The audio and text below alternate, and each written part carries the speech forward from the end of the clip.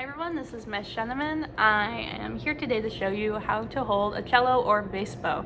Alright, a couple of housekeeping things. The bow here, never have your kids touch it with their bare hands, okay?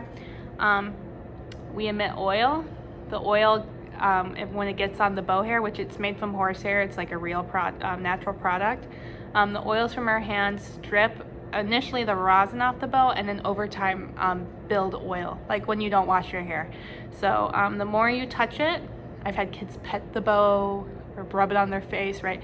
The more you do that, the more likely your bow won't be able to work anymore, and you're gonna need to get it re-haired at a luthier's or get a new bow. So we're gonna avoid that.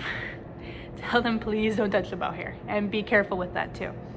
Rosin, cellos, you have rosin that looks like this. It might be a little longer. Basses should have a red pops rosin, which looks like this. If you didn't get one of these from me at the beginning of the year, please send me an email so I can get this in your kid's case. Cellos, you need a rosin your bow about every other time you play it, or at least once a week. And you're gonna scrub it on like you're brushing teeth, all the way from the top to the bottom. All right, you should do it maybe 5 times. Basses, yours is a little different. It's pops rosin is stickier. It melts, so always keep it in the container. If you leave it out in the sun, it's gonna melt and get stuck on stuff, so we're gonna avoid that. You don't put a lot of pops rosin on. You're just gonna scrub it on 1, 2 times, and then you're good. Pops rosin is super sticky, which is important for the base. But if you use too much, then it's gonna actually not work. So maybe use this just once a week.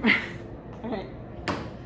So on to business. This is how you hold a bow. Okay, I really encourage families to help kids hold the bow, because a lot of them will learn it the wrong way when they do it by themselves. So please share this video with them, or watch this and help them in the moment so that they know how to do it from the get-go.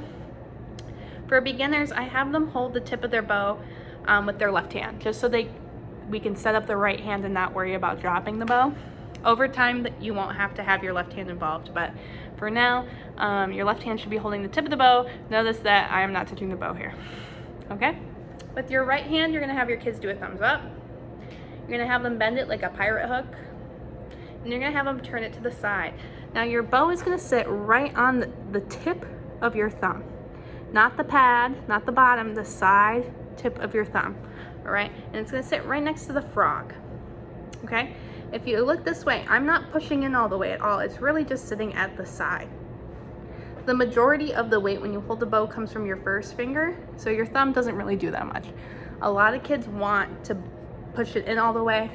It's gonna make it harder to bow, so please watch out and that you're only holding the tip in. Your thumb should also look like it's smiling. At school I call this the smiling thumb. Don't have your thumb frowned. A lot of kids want to do this hitchhiker thing. It has to be bent with that hook sitting there. All right, your middle and ring finger are gonna go over the frog. The frog is this box. Middle ring over the frog. And I tell the kids it looks like a coyote, okay? So make sure you have a happy dog. Your pinky's gonna reach over. So I don't know if you noticed that, how my wrist moved up to have the pinky over. The only thing holding your bow is the fingers. A lot of kids wanna grip it. They're gonna hurt their arm. It causes a lot of tension here. I don't know what this muscle's called, but this muscle here gets really tense when you grip it like this. So it's really important that it's only the fingers supporting the bow, okay? Then this pointer finger, I tell the kids it lays down, it falls asleep, it leans towards the tip, okay? Some kids like to lean back because it's more comfortable. But this is also gonna cause mobility issues. It has to lean forward, all right? So a reminder, you've got your hooked bow. It's bent, it's smiling. You have your middle and ring finger, initially like a coyote, flat against the frog, and then you have your pinky lift up, and then your first finger leans over. It feels very strange. The kids don't really like holding the bow initially because it's very different. We don't hold anything like this. We don't hold pencils like this. We don't hold, glasses of water like this. So I really am appreciative that you're watching this and helping them get used to this feeling, because over time, this position is the only thing that's going to help them play in a beautiful tone and safely without hurting their wrist or their arm muscles. So if you have any questions, please feel free to email me. I will answer right away. Also, this information's in their packet with pictures. It's on page 3. So if you go through this with your kid, you can either do it with me in this video, or you can look at the pictures in their packet, and that'll work too. All right, happy playing.